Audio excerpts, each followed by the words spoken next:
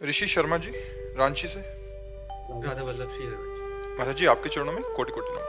महाराज जी, सांसारिक जीवन में चुनौतियां आती रहती हैं और हमें लगने लगता है कि हमें सहायता की आवश्यकता है, तो हम प्राय प्रभु से सहायता मांगने लगते हैं। महाराज जी, एक और लगता है कि परमेश्वर तो परम पिता हैं, तो उनसे सहायता क्यों मांगे? मगर इसीलिए मांगनी चाहिए कि परम पिता है, हम उनके बच्चे हैं और उन्हीं के द्वारा रचा हुआ ये मायामय जगत है, तो हमें मांगनी चाहिए जब तक मांग है। जब मांग खत्म हो जाएगी तो उसे प्रेम कहते हैं। अगर हम प्रभु से ही केवल मांगे तो भगवान उदार भक्त कहते हैं। गीता जी में उत्तर दिया अर्जुन जी की जिज्ञासा से कि आर्त भक्त, जो अपनी संकट निवृत्ति करना चाहता है, अर्थार्थी भक्त जो संपत्ति प्राप्त करना चाहता है, जिज्ञासु भक्त जो भगवान को जानना चाहता है, और ज्ञानी भक्त जो भगवान को जान चुका है। चार का वर्णन किया है। तो दो तो मायाकृत है और दो अध्यात्म में है। जिज्ञासु जो भगवान को जानना चाहता है वो मायाकृत नहीं है, वो भगवान को जानना चाहता है, और ज्ञानी तो भगवत स्वरूप है ही। ये दो भक्त जो है, आर्त और अर्थार्थी, संकट निवृत्ति और धन प्राप्ति, ये इसमें लगभग सब आ जाएंगे। एक दो भक्त ऐसे होंगे जो ज्ञानी में और जिज्ञासु में होंगे, लाखों में नहीं, सब इसी में होंगे। कोई संकट पड़ा तो भगवान से प्रार्थना करते हैं, क्योंकि ईश्वर है, वो जगत के स्वामी हैं। अब हम किससे प्रार्थना करें? जो संकट निवृत्ति के लिए संसारी पुरुषों का आश्रय लेता है वो तो अपने आप को खो रहा है। जो संकट निवृत्ति के लिए भगवान का आश्रय ले रहा है वो अपने आप को जगा रहा है, क्योंकि भगवान संकट निवृत्ति भी करेंगे और हमारे हृदय में भक्ति भी पैदा करेंगे। मनुष्य जीवन कोई ऐसा नहीं है जिसके जीवन में संकट ना आते हो। एक बार परम ऋषि दुर्वासा को दुर्योधन ने 4 महीने सेवा करके चतुर्मास प्रसन्न किया। तो दुर्वासा जी बड़े सिद्ध महापुरुष है और शाप और वरदान देने में समर्थ है, और क्रोधी भी है, प्रसिद्ध है, क्रोध में प्रसिद्ध है, एक क्षण में गुस्सा आ जाए ऐसे है वो। तो उनको प्रसन्न कर लेना बड़ा कठिन था, पर दुर्योधन ने कर लिया। अब वो जलता था पांडवों से, यद्यपि उस समय पांडव वनवास में थे। उसने विचार किया कि पांडवों का विनाश मांग ले, पर सोचा कि अगर सीधे विनाश मांगा तो हमारे ऊपर ही क्रोधित ना हो जाए। तो उसने कहा कि प्रभु, 4 महीने हमारे यहाँ आपने सेवा का अवसर दिया, एक दिन हमारे बड़े भाई युधिष्ठिर को भी सेवा का अवसर दीजिए, 60,000 शिष्य साथ में। पर ऐसे समय में जाइए जिस समय द्रौपदी ने सूर्य के द्वारा दी हुई बटलोई से प्रसाद पा लिया।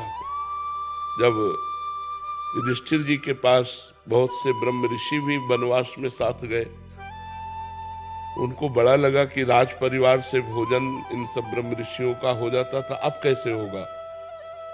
तो उनको विचार आया कि संपूर्ण जगत को प्रकाश देने वाले भगवान सूर्य ही हमें रास्ता दिखाएंगे। तो भगवान सूर्य की आराधना की, तो भगवान सूर्य ने एक बटलोई दी थी, और उस बटलोई का प्रभाव था जब तक द्रौपदी जी पा नहीं लेगी तब तक चाहे करोड़ों अरबों लोग आ जाए, उसी से सारा भंडारा हो जाएगा, उसी से सब्जी, उसी से खीर, उसी से पूरी, जो जो चाहो, जो संकल्प करोगे वो बटलोई दे देगी। तो अगर बटलोई में द्रौपदी ना पाए और फिर इसी आ जाए 60,000 सहित, तो पा लेंगे। तो दुर्योधन ने शर्त रख दी कि जब द्रौपदी बटलोई में पा ले, धो के रख दे, तब आप पहुंचिए और हमारे भाई का सेवा स्वीकार कीजिए। उसने बड़ी गणित लगाई थी कि जब जाएंगे तो आखिरकार निमंत्रण देना ही पड़ेगा। जिसी आए हैं कि आओ महाराज पाओ। अब 60,000 के लिए तुरंत तो कंदमूल फल भी नहीं हो सकता, वो खवा पाएंगे नहीं, ये साप दे देंगे, वो नष्ट हो जाएंगे। जो दुष्ट प्रकृति का होता है वो बड़ी से बड़ी साधना का फल भी दूसरों का नाश मांगता है, और दूसरों का नाश मांगने वाले का दूसरे का हो कि ना हो, उसका पहले नाश हो जाता है। अब दुर्वासा जी ध्यान के द्वारा देखा कि जब द्रौपदी जी बटलोई में से प्रसाद पा लिए और धो के रख दिए, सोई पहुंच गए। अब गृहस्थ धर्म का एक सबसे बड़ा धर्म है आतिथ्य धर्म। आतिथ्य धर्म दरवाजे पर आए हुए का स्वागत करना। अतिथि कहते हैं जिसका कोई परिचय न हो, कोई तिथि तारीख निश्चित न हो और आ जाए तो वो भगवान है, ऐसा हमारे शास्त्र कहते हैं। अतिथि देवो भव। कम से कम 3 बातें तो हम कर ही सकते हैं अतिथि के साथ। मृदु वचन, राधे श्याम, आइए आइए पधारिए, आसन कुर्सी कुछ न कुछ, बैठिए, जल पीजिए, भोजन पाइए, ये बातें तो हम कर ही सकते हैं ना। इसके बाद अगर वो मांग करता है हमारे पास नहीं है तो हम निवेदन कर सकते हैं कि हम आपको नहीं दे सकते। लेकिन अतिथि को ये 3 बातें तो जल, भोजन, आसन, मृदु भाषण, ये तो किया जा सकता है। युधिष्ठिर जी तो साक्षात धर्मराज का स्वरूप है। उन्होंने प्रणाम किया सब ऋषियों को और कहा आइए आतिथ्य स्वीकार कीजिए। तुम कहा मैं यमुना स्नान करके आता हूं, तुम व्यवस्था करो। अब 60,000 ऋषियों की व्यवस्था। तो द्रौपदी से पूछा आपने पा लिया? उन्होंने कहा पा लिया। वो मूर्छित होकर गिर गए। द्रौपदी जी ने उनको चेतना लाई। बोले क्या हो गया? उनका 60,000 ऋषि और ऐसे ऋषि, दूसरा हो तो क्षमा भी कर दे, दुर्वासा जी तो क्षमा करने वाले नहीं, अब क्या होगा? तो उनका एक सूर्य के द्वारा दी हुई बटलोई पर आपको इतना विश्वास था कि उसमें हमने पा लिया तो आप मूर्छित हो गए, और पूरे विश्व को जो पवाता है श्री कृष्ण पर आपका विश्वास नहीं है। संकट निवृत्ति के विषय में बता, उन श्री कृष्ण पर आपका विश्वास नहीं है। आप इतना मूर्छित क्यों हो गए, उदास क्यों? मैं अभी श्री कृष्ण से प्रार्थना करती हूँ, हे श्री कृष्ण, हे करुणामय। जे ही विनय की तो देखा हो पीतांबर फहराते हुए भगवान पधार रहे। द्रौपदी भूख लगी है, उनका जिस समस्या में हम फंसे उसी समस्या की आप बात कर रहे हो। 60,000 ऋषि दुर्वासा जी आए हैं ऋषियों सहित, और सबसे बोले ये सब बातें बात के पहले हमें भूख लगी। उनका प्रभु भूख लगी है, बटलोई तो पाके रख दिया। बोले ले आओ बटलोई। भगवान की सामर्थ्य देखो, कर तुम अकर तुम अन्यथा कर तुम। भला कोई पवित्र नारी पात्र जूठा क्यों छोड़ के धो के रख दे, उसमें कुछ लगा रहे। द्रौपदी जैसी पतिव्रता। दूसरी बात, वरदान था कि द्रौपदी के पा लेने के बाद बटुले में कुछ नहीं रहेगा।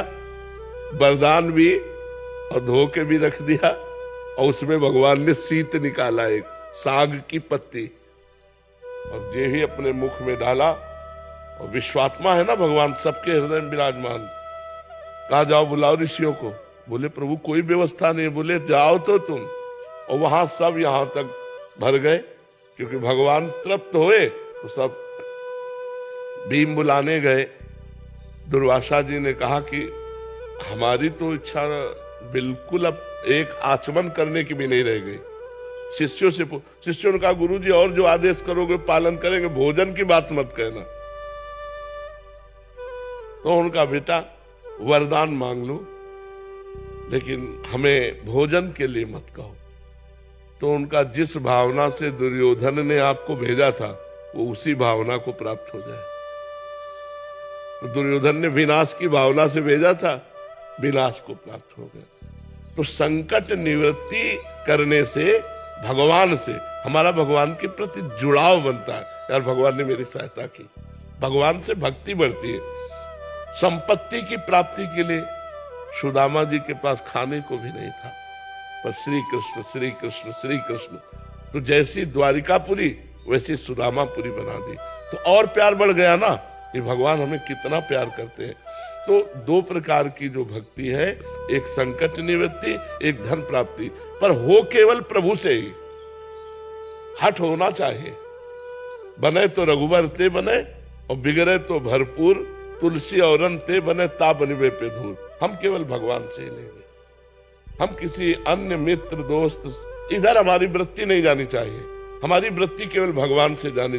अब वो क्या रूप लेके आते हैं, मित्र का रूप लेके आते हैं कि किसी धनी मानी का रूप लेके आते हैं, किसी घटना का रूप लेके आते हैं, या क्या रूप लेके आते हैं, देना उनको है, उनके बिल्कुल उनके अधीन हो जाओ। सच्ची आपसे कहते हैं, वो ऐसे निहाल कर देंगे कि आपको धन भी मिलेगा, संकट भी निवृत्ति होगी और आपका कल्याण भी हो जाएगा, भगवान की भी प्राप्ति हो जाएगी। तो जरूर करना चाहिए, भगवान से याचना करनी चाहिए, क्योंकि अब हम औरों से याचना करें तो और खुद परेशान हो, हमारी क्या निवृत्ति करेंगे, संकट निवृत्ति। हम भगवान से सीधे बात करते हैं और वो कहीं और नहीं है, तुम्हारे हृदय में ही बैठे हैं। अंदर ही अंदर प्रार्थना करो, वो सुन रहे हैं, और बार बार प्रार्थना करो जब तक पूरी ना हो जाए, और नाम जप करते रहो, अनुष्ठान करो, भगवान जरूर पूरी करेंगे। करना चाहिए, भगवान से ही मांगना चाहिए।